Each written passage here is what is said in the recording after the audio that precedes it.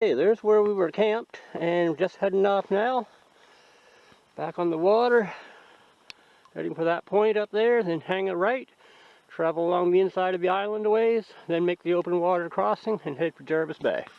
So the main crossing is just about finished. That point up ahead is what we're aiming for. And panning around, way back there on that point is where we came from. Actually around that point and about a kilometer and change inside is where we were camped. Could go to that point and head that way.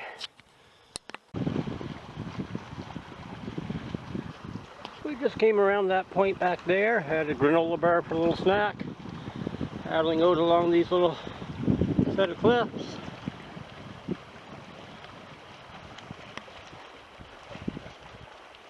Past those bigger cliffs and that point around there, and then we're going to take a little bit of a left. That'll get us closer. I got to get myself a proper tripod for this canoe before the next trip, that's for sure. Nice overcast, somewhat foggy day along Lake Superior, northwestern Ontario, the North Shore. Nothing but fun. Solo canoe and loving it. Okay folks, we're just approaching the next point up here. Pulled into some nice quiet waters. This is where we're at. Let me turn this canoe around. I'm going to do this paddling one-handed, so just bear with me. Like I said earlier, I need to get some proper tripods for the canoe. I do have one camera mount for it. I never put it on this morning. Never thought of it until I was well underway. And, well, I'm not going to stop and do it now, but maybe tomorrow I'll get some footage on the water for you. With the camera actually mounted while I'm paddling. Now you see this island over here, the last one. That's where we came from today. It extends over there. There's the tip of it. And there's another whole chain of islands out there. I'm going to zoom in a little bit. So there's, sorry for going so fast, there's where we came from. There's the tip of Victoria Island. Another chain of smaller islands. And then the last one over there, the bigger one, which barely shows up because of that fog, that is Spar Island.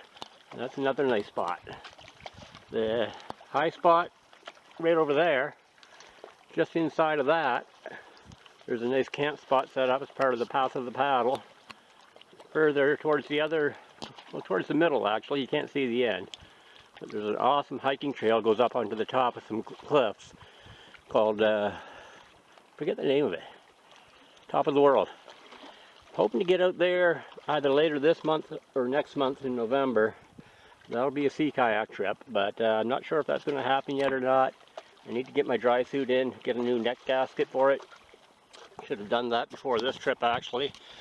Just wasn't quite organized. But I'm going to go out to the outer islands, explore those a little bit. It's probably a kayak trip.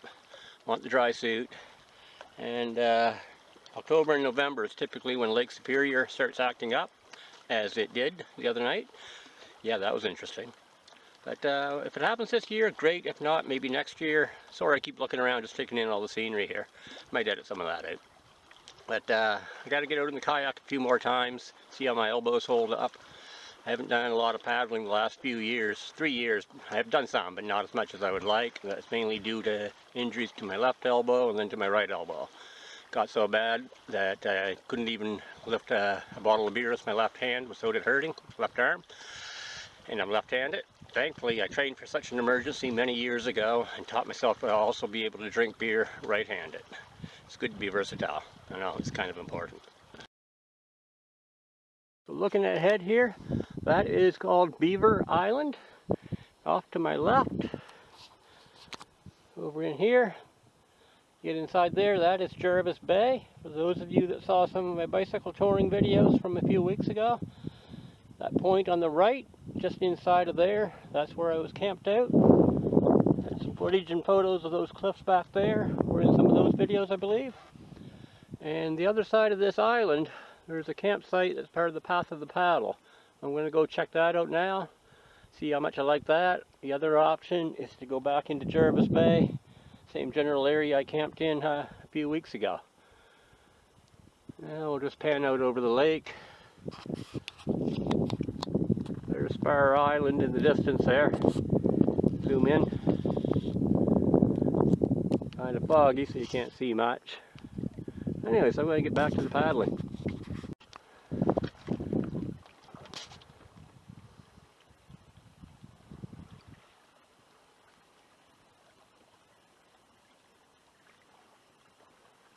Just rounding the corner of Beaver Island, and off on the shore straight ahead I see a little marker.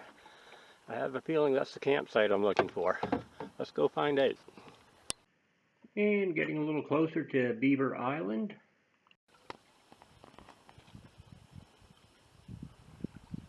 So this is Prince Bay. Over there, before it goes out of sight, that second point going into there is Jarvis Bay. Behind us, that's Beaver Island, which we were just at a minute ago. And swinging it around, zooming in. I don't know if that sign shows up from here, but that looks like the campsite for sure. Gonna head over there now. So the Path of the Paddle. This is part of the Trans-Canada Trail, also called the Great Trail. This section is a water trail that extends from Thunder Bay, Ontario, all the way to the Ontario-Manitoba border. So this bench is right next to the sign that you just saw, the Path of the Paddle campsite, and it has a beautiful view looking out over Lake Superior. Just incredible. I'll show you that in a minute. And here's the view looking out over the lake from just behind the bench. And looking up towards the washroom facilities, and then just taking in some of the fall colors in the trees in the area before heading back out. So I decided not to stay at this campsite. It was nice, great view, but there wasn't really a great spot for pitching the tent. There were a couple of spots that were kind of so-so, but not really ideal, so I decided I was going to paddle back, head over into Jarvis Bay, and hang out there for at least the rest of the day, and take it from there. These photos are just showing some of the beautiful fall colors right along the Lake Superior shoreline. Just thought I'd show you some of that while talking a little bit. So here we are in Jarvis Bay. Scan around a little bit here for you. Came from out there.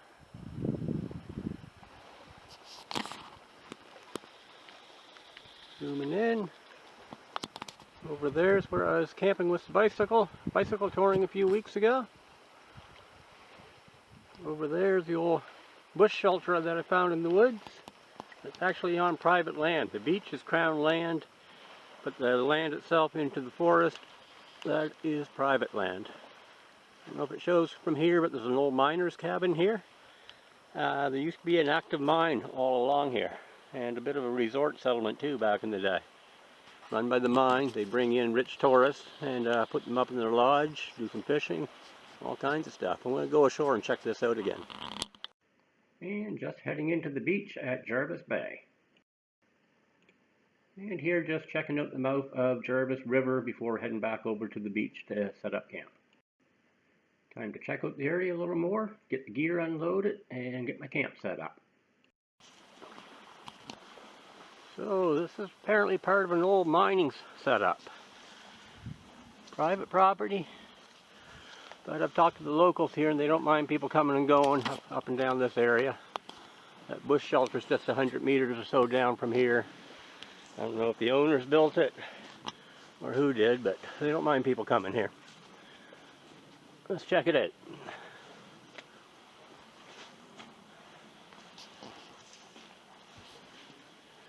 Okay, I don't know how good this shows up in video. Hole up there where the old stovepipe used to come out. They did have wiring in here, as you can see. Bench along that wall looks quite solid. Emergency, somebody could definitely set up shelter in here. Not that it's overly appealing. I mean, look at that now. Yeah, I don't think so. Lower entryway going back out. Cool. Let's take a look outside some more.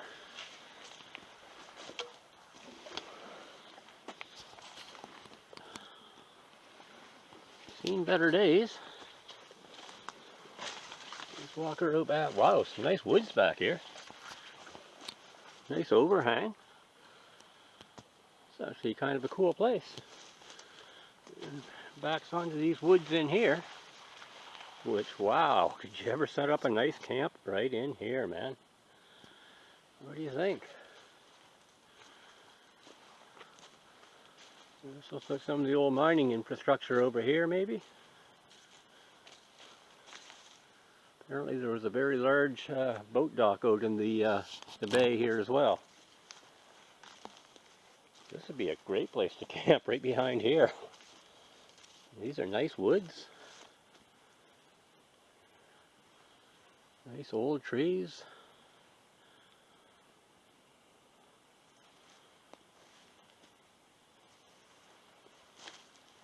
Looks like there used to be an access road along here. It's a little bit grown over, but you can tell there was a lane going through here. And it would have worked its way up through there somewhere. Seen traces of it in other parts. Bye-bye, camera. Oh, some of you will recognize this place from some of my recent videos of a bike camping trip I did. I've camped out just up the beach here, 100 meters or so, and walking around gathering firewood, stumbled across this place. Talked about it in 2 videos actually, one general camping video for day 2 of that trip. And I also did a short video just on the shelter itself. Nothing has changed since I've last been here. It looks identical. No better, no worse. Definitely a leaky roof. But you know, I could pitch my tent in there and it'd be a pretty nice spot even if it rained. I'm sure there'd be a dry spot that I could sit around and read my book. Have the fire out here if it's not a downpour, but look straight up. You're pretty protected from the rain right here. Pretty large softwood trees. It's actually tempting. I got something else in mind for tonight though, so I won't be camping right here. There's a place I've been wanting to maybe set up a camp at for a few years now. I'm going to go check that out shortly. I just wanted to get a little bit of footage of this whole shelter again. Some people hate them, some people love them.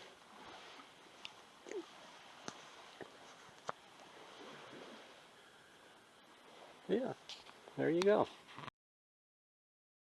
So this is where I spent a few days quite recently. I had the brand new touring bike, the Trek 520 Grando. Rode out some pavement and then some gravel roads. Decent gravel roads, and then some unserviced, unmaintained gravel road. That was a really interesting part. You may have seen that in video already. Maybe I'll put a link up down below if I think of it. It's actually kind of a nice spot. I was here on the weekend and you get quite a few people coming and going from the locals. Through the week I hear that you get virtually nobody. Definitely coming back here to camp again sometime soon too. Maybe next week on the bike. So it's Tuesday afternoon, October 12th, roughly 2 o'clock, and I skipped breakfast this morning to get an early start on the lake. It was nice and calm after the really rough waters yesterday, keeping me windbound for next day, the day after the tornado warning. And I skipped breakfast, did the crossing. There was a fair bit of fog, but not too bad. I didn't really need to use a compass or anything this time. And got to the other side, scouted around a few other spots I wanted to check out, and ended up coming back into Jarvis Bay. And I had a couple granola bars along the way, 3 of them actually, while scouting out a couple other spots. And now we're about to have our lunch. Got honey garlic noodles, and I added in some dehydrated ground beef, and that's rehydrating as it cooks. It's almost done. Let me give that a little stir.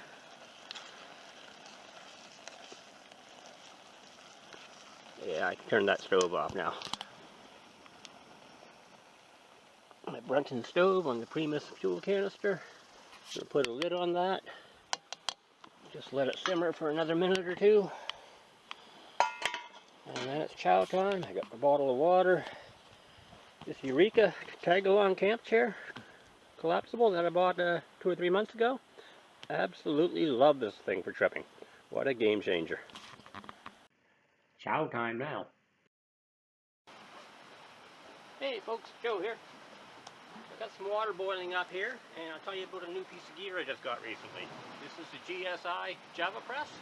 The coffee press I used to have was huge, heavy, unwieldy, way too big for what I needed. So I got this guy. On my last trip I actually just brought instant coffee in a titanium mug. That worked okay, sort of, not really. Coffee wasn't great. Titanium mug, it cooled off really fast. So I debated bringing my Yeti coffee mug, which is quite heavy, but it carries 30 ounces and will keep it warm for like 5 hours. And then I looked into this guy. It's a coffee press. I've already got the coffee in there. There's the coffee in the bottom. I don't know if you can see that. This is to keep it from getting hot on the bottom when you touch it. Insulated sleeve. All you do is boil up your water like I just did. The GSI kettle, I love this thing. Add in the water. This holds 15 ounces actually. Need to add that. So it's half the size of my Yeti mug, same weight. And it does a job of making the coffee and holding the coffee. We're going to put this in just onto the surface, wait about 5 minutes for that to brew up, then we're going to gently push that down, close up the lid on it, let it sit for a couple minutes, push the coffee grinds to the bottom, and then we got a nice warm cup of coffee, much better than instant coffee, and it's also a mug. Gotta like it.